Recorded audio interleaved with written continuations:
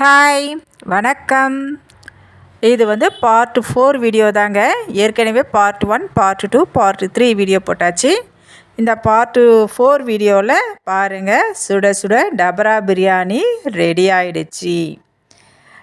இது part 1 part 2 part 3 பார்த்தீங்களான்றது எனக்கு கமெண்ட்டில் சொல்லிவிடுங்க.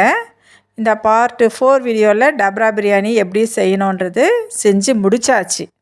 இதுக்கு முன்னாடி பார்ட் 1ல் மார்னிங் பிரேக்ஃபாஸ்ட் போட்டிருந்தேன். பார்ட் 2 பார்ட் 3ல் ஹவு டு ப்ரிப்பேர் த டபரா பிரியாணின்னு சொல்லிட்டு போட்டிருந்தேன். இது பார்ட் 4 டபரா பிரியாணி ரெடி ஆகிடுச்சு. அதுக்கு சைடிஷாக நம்ம இப்போ என்ன செய்ய போகிறோன்னா சிக்கன் 65 தாங்க செய்ய போகிறோம். இது மசாலாலாம் போட்டு நல்லா ஊற வச்சுட்டு இருந்தேன். தயிர், கார்ன்ஃப்ளவர் மாவு, இஞ்சி பூண்டு பேஸ்ட்டு, கரம் மசாலா, மிளகாய்த்தூள், மஞ்சத்தூள் எல்லாமே போட்டு நல்லா ஊற வச்சாச்சு. இதை எண்ணெயும் நல்லா காய வச்சு பொரித்து எடுத்துக்கலாம். டபரா பிரியாணி கூட நம்ம என்ன சைடிஷாக செய்ய போகிறோன்னா சிக்கன் 65ம் அப்புறம் அந்த சிக்கன் 65 முடிச்சுட்டு மசாலா முட்டை ஆம்லேட்டும் சைடிஷாக நம்ம சேர்த்துருக்கோங்க. அது மட்டும் இல்லாமல் தயிர் பச்சடி, பாயில்டு எக்கு எல்லாமே ரெடி ஆகிட்டு இருக்குது.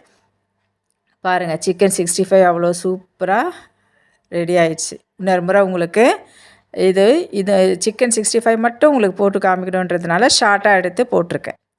சரிங்களா? இது வெந்துக்கிட்டே இருக்கட்டும். அதுக்குள்ளே நம்ம எல்லாமே சாப்பிட்றதுக்கு தேவையான எல்லா பொருள்களையும் நாங்கள் ரெடி பண்ணி எடுத்து வச்சிட்டு இருக்கிறோம்.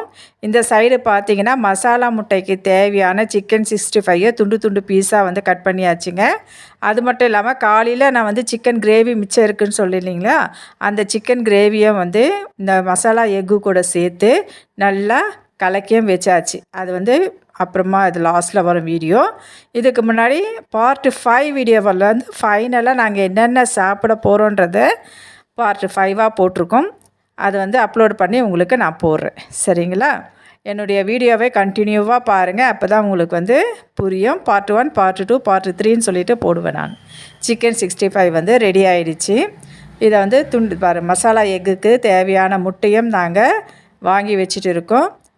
சிக்கனை துண்டு துண்டு பீஸாக நாங்கள் கட் பண்ணிவிட்டு அது கூட கொஞ்சமாக கிரேவி, மஞ்சத்தூள், மிளகாய்த்தூள், உப்பு இது பாருங்கள் போட்டு நல்லா அடித்து நம்ம மசாலா எக்கு ஆம்லேட் பாருங்கள் எவ்வளோ சூப்பராக வந்திருக்கும் தெரியுங்களா? இது சாப்பிட்றதுக்கும் அவ்வளோ டேஸ்ட்டாக இருக்குங்க.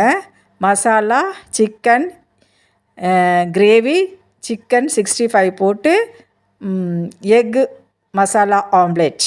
சரிங்களா? இந்த வீடியோ பிடிச்சிருந்தா லைக் பண்ணுங்கள், ஷேர் பண்ணுங்கள், கமெண்ட் பண்ணுங்கள். பார்ட் 5 வீடியோவும் பாருங்கள்.